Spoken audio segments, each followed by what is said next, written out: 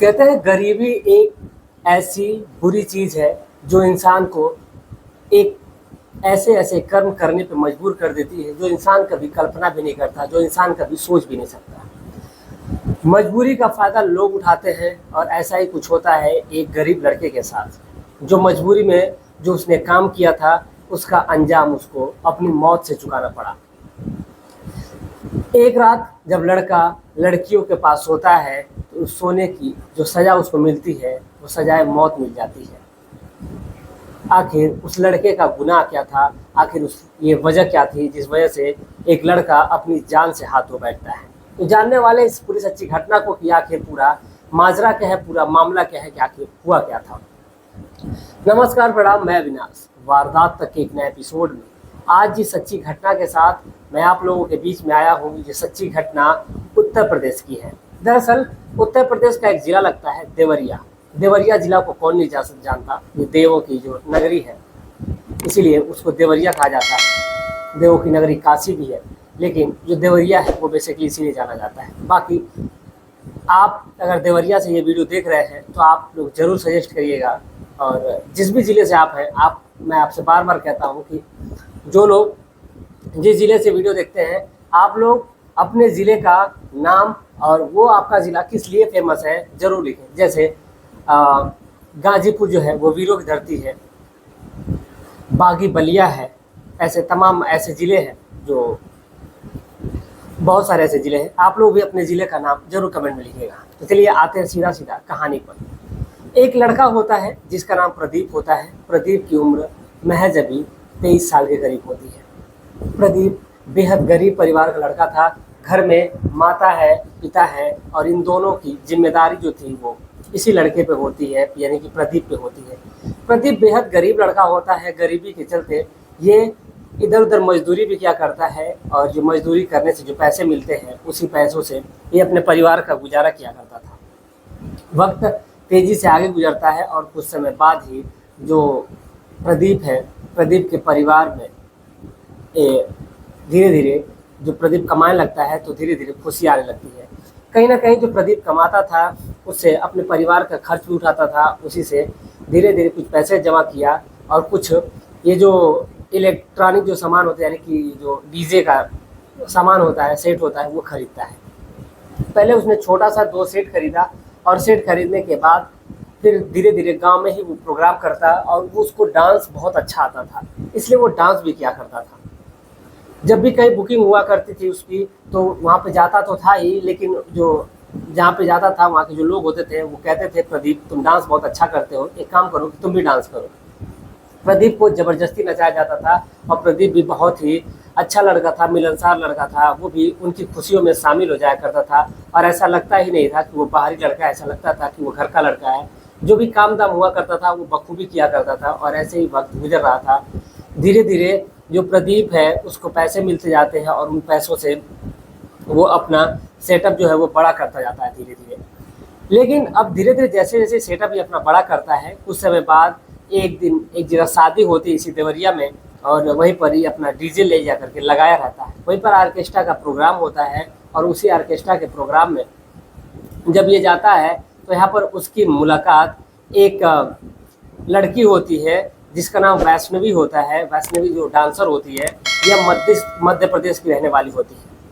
मध्य प्रदेश की जो लड़की है वैष्णवी, ये बहुत ही अच्छी लड़की होती है, बहुत ही मिलनसार लड़की होती है। जब ये इसकी मुलाकात प्रदीप से होती है तो ये प्रदीप से इसको बातचीत करके बहुत ही अच्छा लगता है। जब ये स्टेज पे परफॉर्म कर रही थी तो उस टाइम पे प्रदीप भी स्टेज पे परफॉर्म कर रहा था, क्योंकि वहाँ पर जो गाँव वाले होते हैं उनकी डिमांड होती है कि प्रदीप तुम भी परफॉर्म करो।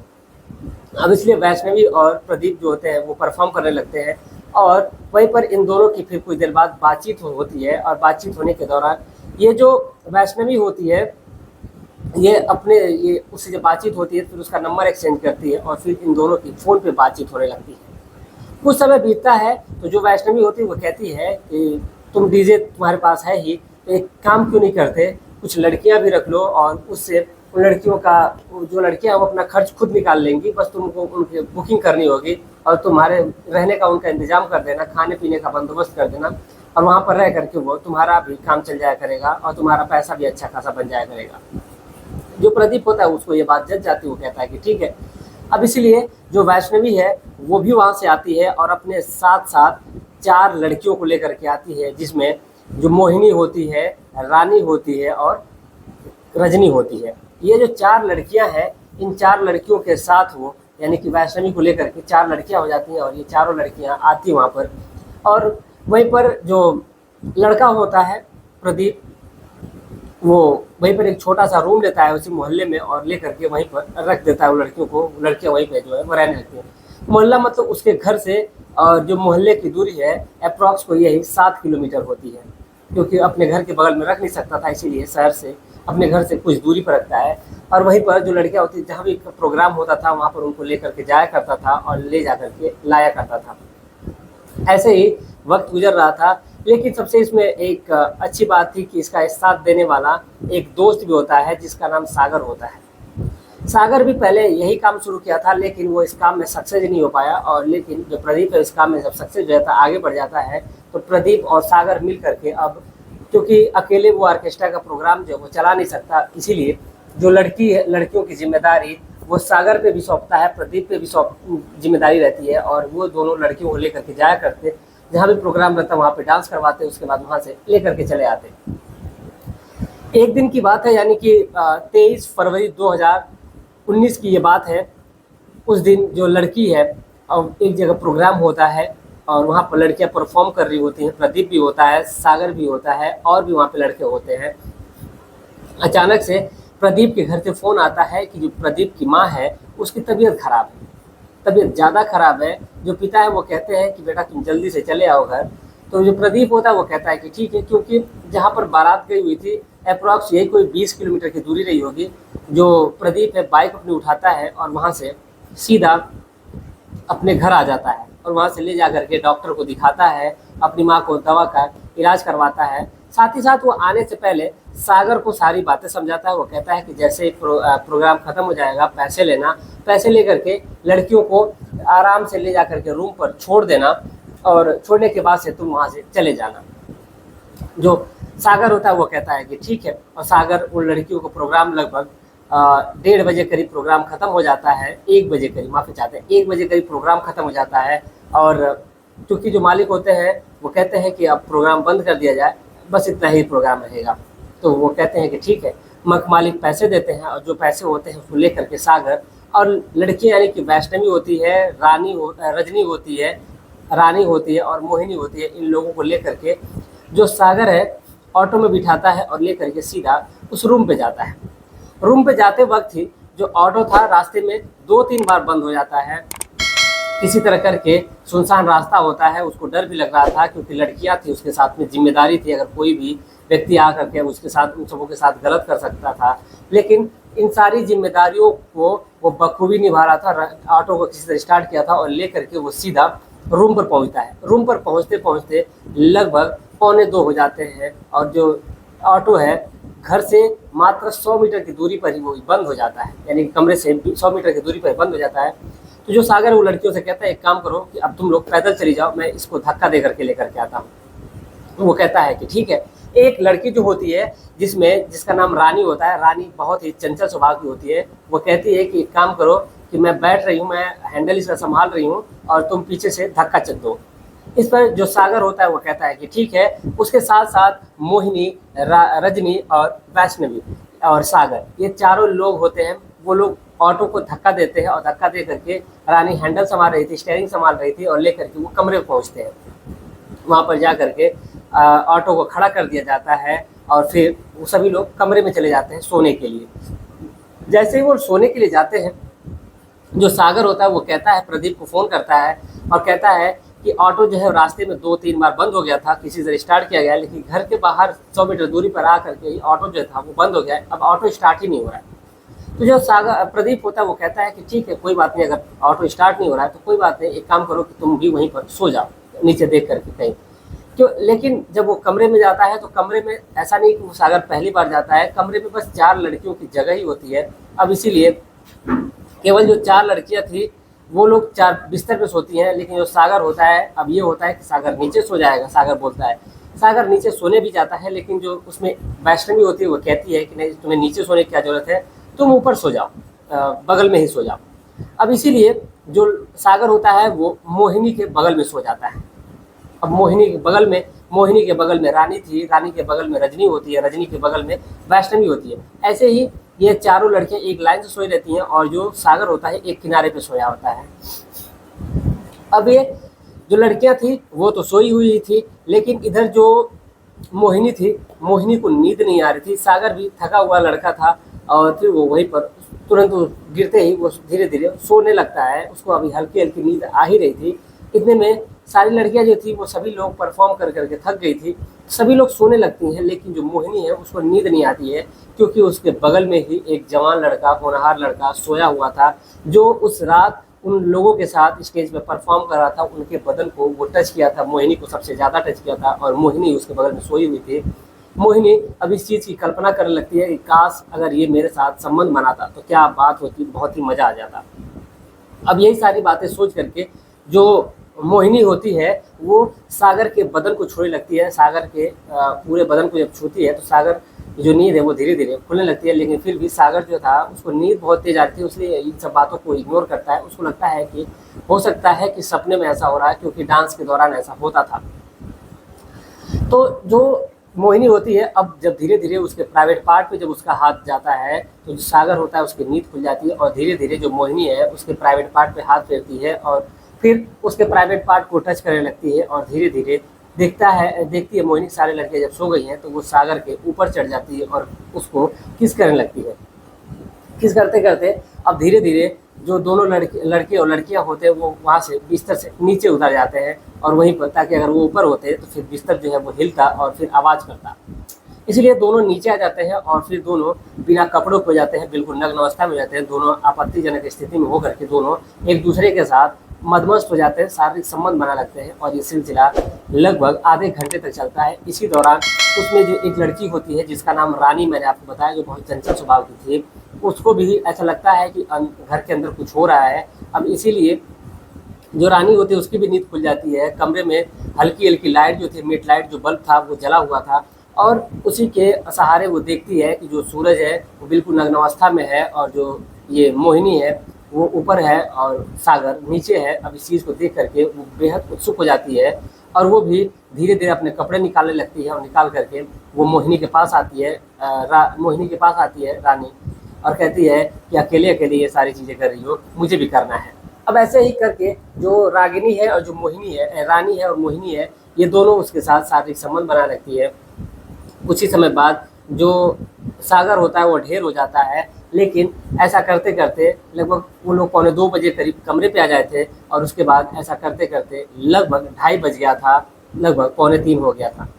लेकिन जो लड़की है, अब ये 2 लड़कियां तो थी, लेकिन साथ ही साथ तब तक रजनी और वैष्णवी भी जग जाती हैं और उनकी भी जो इच्छाएं थी वो जागनी चाहिए, क्योंकि उनके सामने एक नग्न अवस्था में एक जवान होनहार लड़का खड़ा हुआ होता है, जिसको देख करके इन सबके अंदर बेचैनी हो जाती है। और इस बेचैनी को देखते हुए सभी जो लड़कियां थी वो अपने बदन से एक एक करके कपड़े को हटाने लगती है। यानी कि अब 4 लड़कियां जो थी वो बिल्कुल नग्न अवस्था में होती हैं और एक लड़का वो भी बिल्कुल नग्न अवस्था में होता है। और आखिर वो एक लड़का उन 4 लड़कियों को संतुष्ट कैसे कर पाता, ये सबसे बड़ा सवाल होता है।